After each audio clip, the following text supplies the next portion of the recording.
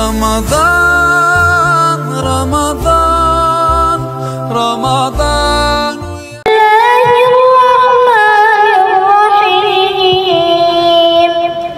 رب اغفر وارحم وأنت خير الراحمين. خدایا ببخش و رحم نما، به تحقیق تو بهترین رحم کنندگان هستی. دعای در روز دوم یعنی دعای مغفرت. بسم الله الرحمن الرحیم.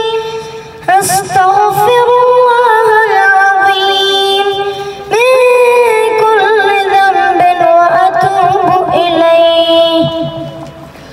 طلب مغفرت میکنم از خداوند بزرگ با خاطر تمام گناهانم و توبه میکنم بسوی او.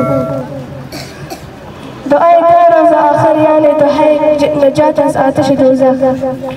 بسم الله الرحمن الرحیم. اللهم إنك عفو کریم تحب العفو فاعف عنی.